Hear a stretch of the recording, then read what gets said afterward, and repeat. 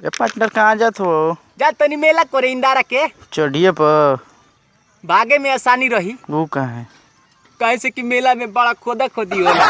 ए भाई करवा चौथ का मतलब का भइल? क से करी है, आचो से चोर।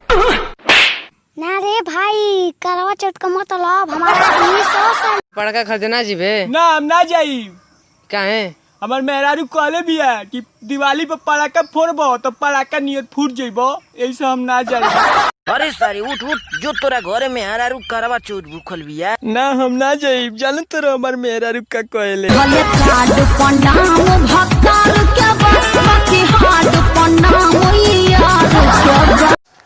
ए भाई केहू के तनो घबराई या घूम फिर के हमारी बीगो की है आई, अब तबे उनके बात हमारा समझ में आई।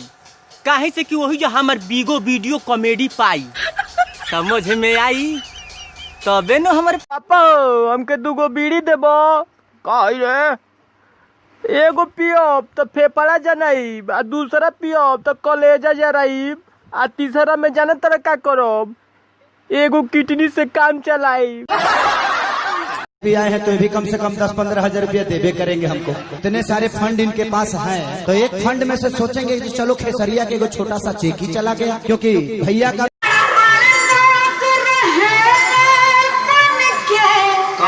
लगा ले।